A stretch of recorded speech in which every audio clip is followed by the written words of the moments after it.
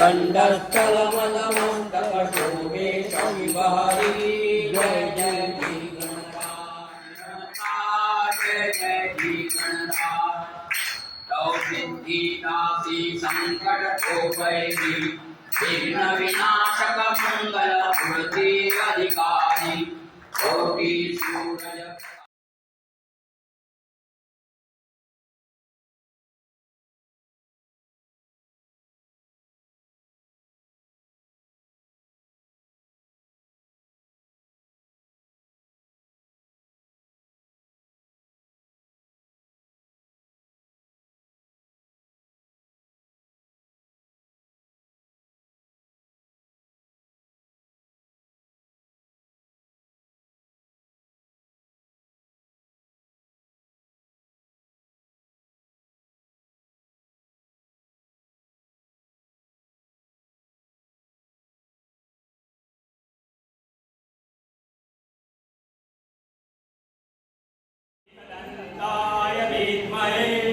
वक्रतुण्डाय धीमहि तन्नो दन्ते प्रचोदयात्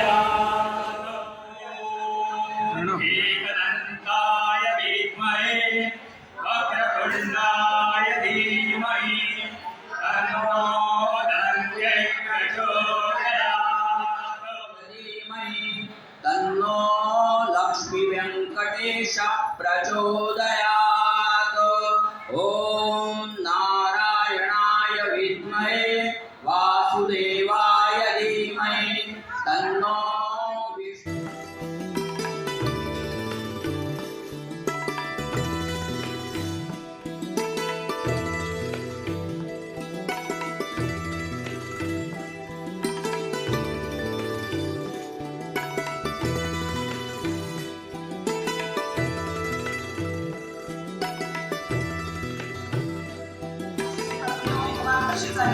एकूणच काही दादाने म्हटल्याप्रमाणे की इथे श्रोते कोणीच नाही आहे, सर्वच वक्ते फक्त माईकवर येण्याची सेवा आहे तर सगळेच बोलायला लागतात.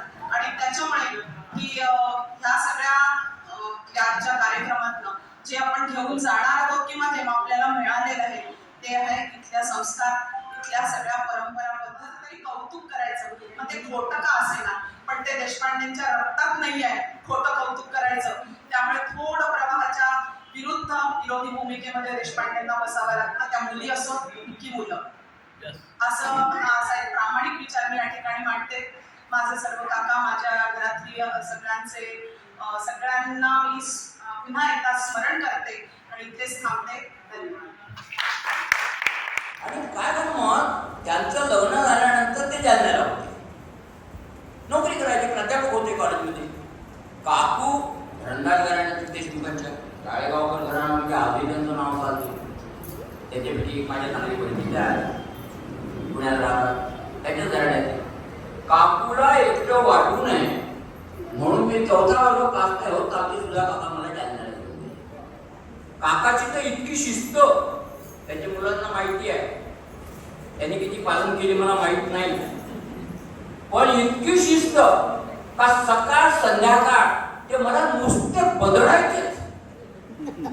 उठता लाग बसता बुक्की हा शब्द प्रयोग जो आहे ना, हा माझ्यासाठी सार्थ ठरला, पूर्ण सार्थ ठरला. कपडे मळले ते धुलाय, पुस्तक तिकडे फेकलं ते धुलाय. तुला सांगितलं डोळे त्या लाईनीत ठेवले पाहिजे.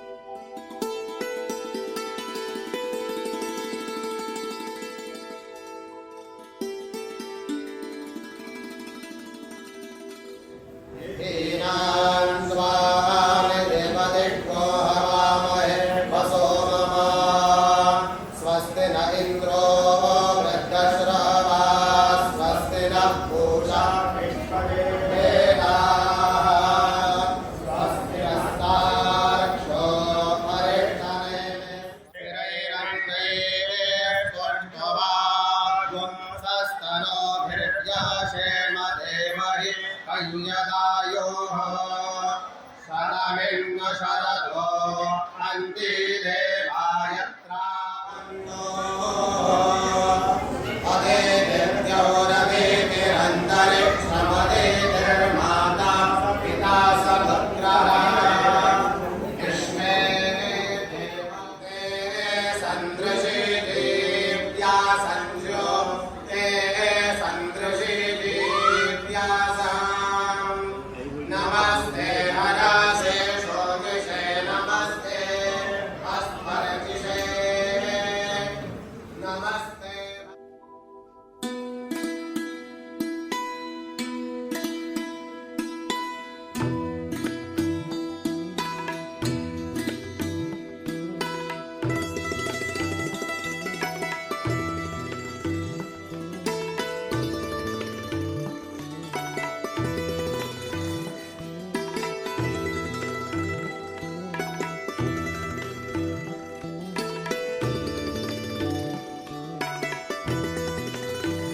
धन्य धन्य अकुला वंश सुनिश्चयी ईश्वरी अंश की रामसेवा पुण्यदेश अपुल्या भाई लाभली अपुल्या भागी लाभली. या दोन पवित्र व्यक्तीच्या संसार प्रवासात जसे वैदिक धर्मात दशावतार निर्माण झाले तसे मौसम से मधुमास बदला है और आपके यहाँ आने से यहाँ का गुलशन बदला है, यहाँ का गुलशन बदला है.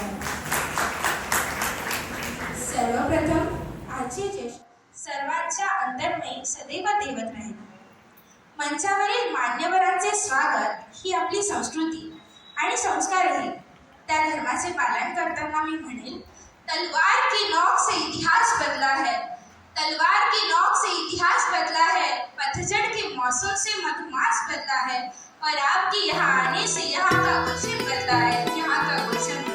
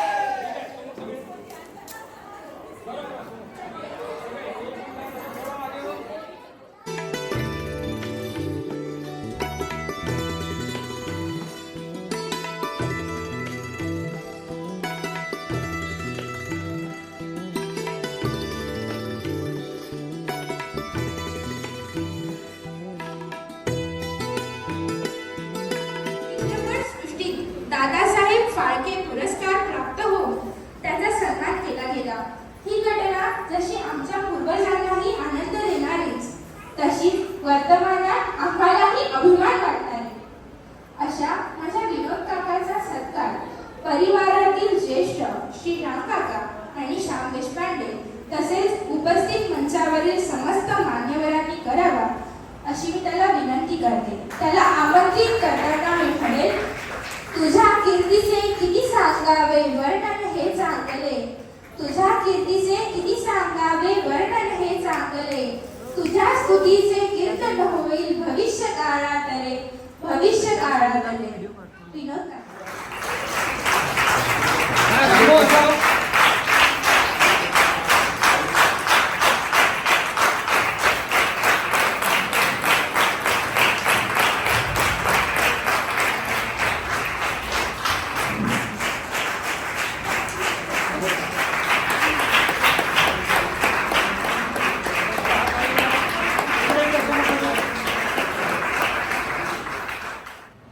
गोष्टींना आत्मसात करता करता आज वयाच्या 61व्या वर्षी का होईना पण मला मुंबईत दादासाहेब फाळके अवॉर्ड मिळाला आणि तेही फोटोग्राफीसाठी मिळाला. म्हणजे आतापर्यंतच्या इतिहासामध्ये विदर्भामधून, महाराष्ट्रामधून मला माहित नाही, पण विदर्भामधून दादासाहेब फाळके अवॉर्ड आणि तेही फोटोग्राफीसाठी मिळणारा बहुतेक मी पहिला माणूस आहे.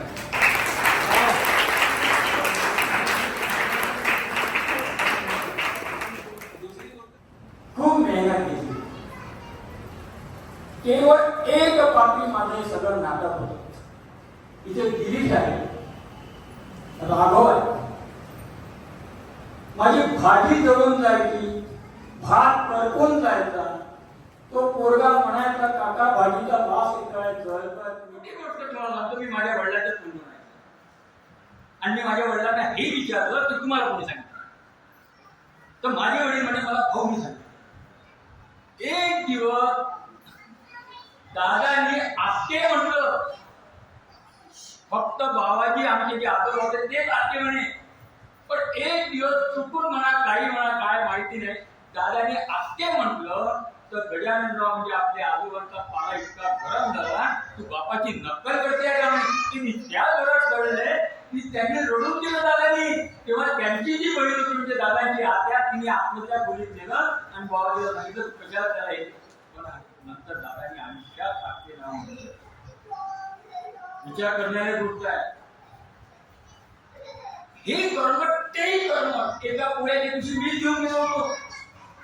9 वाजता ये परत काकडी पुडी आता त्याने दार लावून घेतलं. दादा इतके पायरीवर बसून राहिले अर्धा घंटा. तिच्या देवाला घर तुम्ही पाहिलं असं पाहिजे. आता आला म्हणे आता फोडून घेतो, नाही तर मी काकडी खाणार नाही. आयुष्यभर काकडी फोडणार नाही.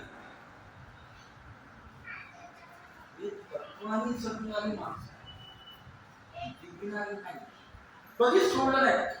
मी अनुभव लिहिले. मला भाऊनी सांगितले राम जन्माच्या वाढण्याला सुट्टी देत नाही नाना काकाला, म्हणून नाना काका पंचाभूतांना काढायला दिले.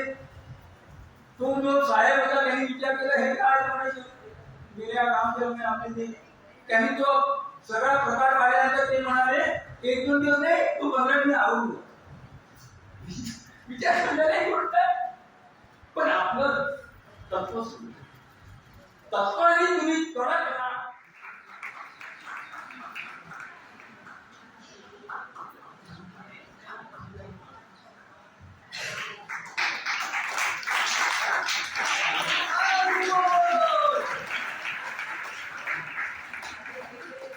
बघा इकडे बघा.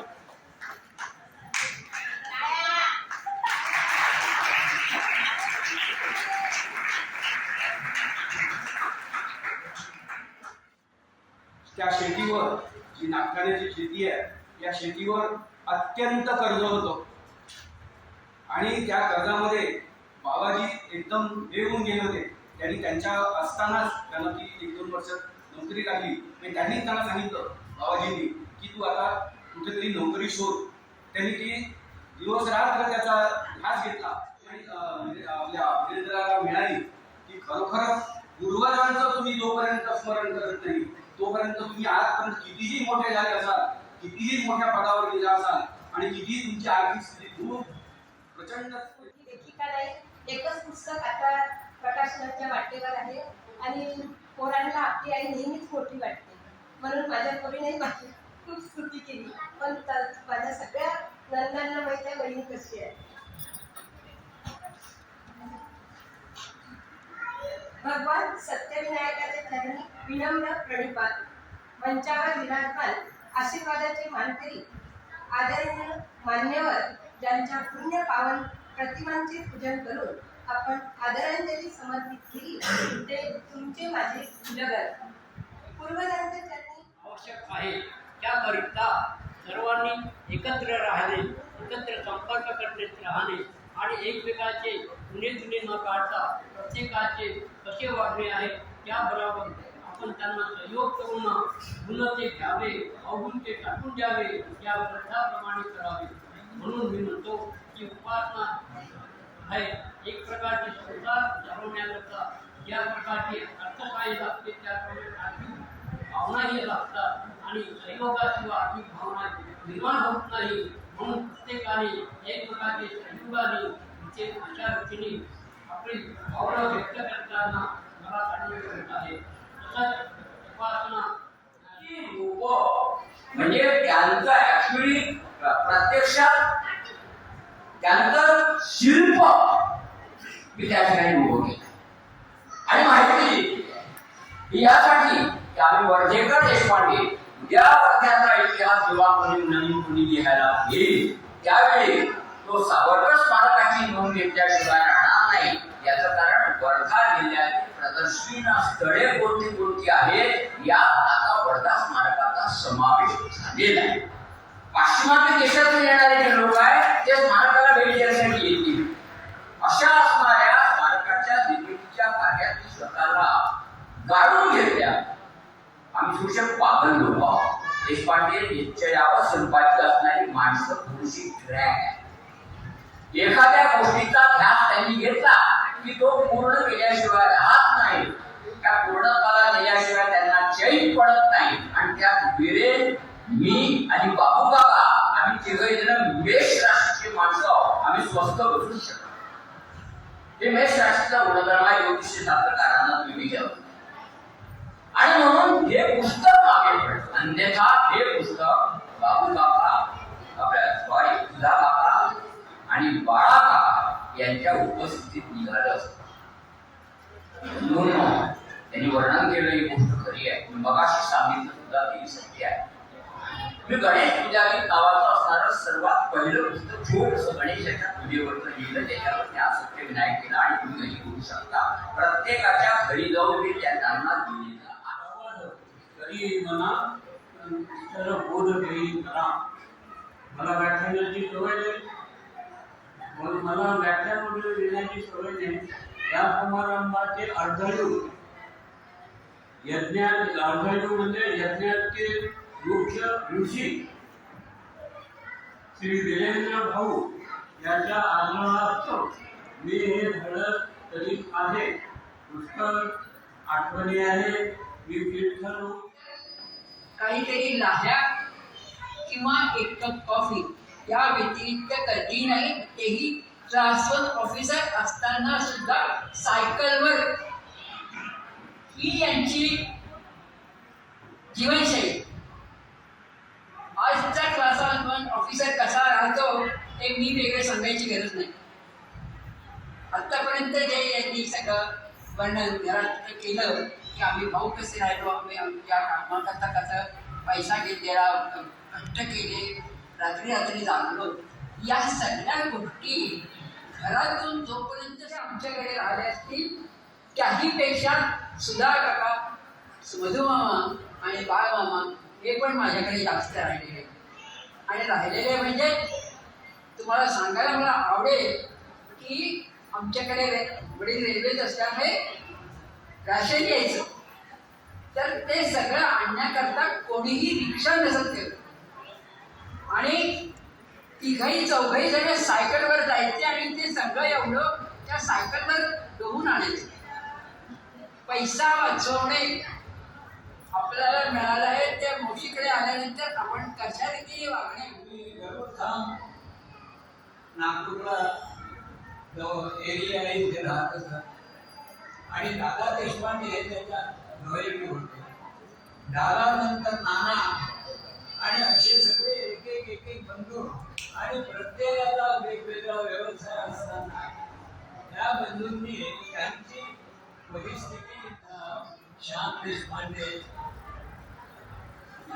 देवेंद्र अशा लोकांनी जो आपला हे याला आपण म्हणतो पूर्ण आयुष्य याने देण्यासाठी जो प्रयत्न केला आणि तो आणि ते थोडक्यात ठेवा.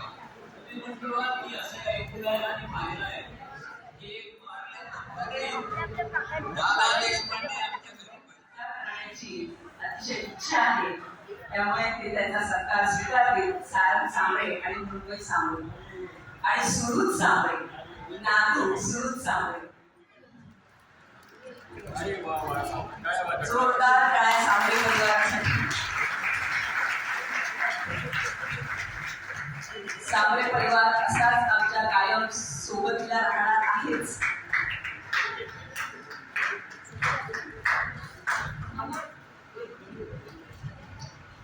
खर्चाच कार्यक्रम असल्याने आपणा सर्वांनी शब्दरूप असतं. कुलदैवत लक्ष्मी व्यंकटेश, आराध्य दैवत आलासाहेब शाही यशाच्या आशीर्वादाने आजचा कार्यक्रम सोहळा व्यवस्थित पार पडला. त्याची अशीच कृपा निरंतर आपल्यावर राहील. संस्कार, संस्कृती, देशसेवा या विचारांच्या मशाली हातात घेतलेले मान्यवर व्यासपीठावर आज विराजमान झालेले आहेत. पिढ्यानपिढ्या या वाक्यांशी संलग्न राहू असं त्यांना मी आश्वासन देण्याचा प्रयत्न करते, आश्वासन देते. वय हा केवळ आकडा आहे असं सांगणारे आमचे प्रभाकरराव भांगे आज अध्यक्ष म्हणून लाभले, त्यांचेही मनापासून आभार. आमच्या पिढीच्या ज्येष्ठ बंधूच्या नावातच राम हा शब्द आहे. राम आपल्या सेनेला घेऊन देशपांडे वंशाची नौका मार्गक्रमण करत आहे. असाच त्यांचा प्रवास सुखरूप होणार आहे. तेव्हा रामभाऊ देशपांडेचेही मनापासून आभार.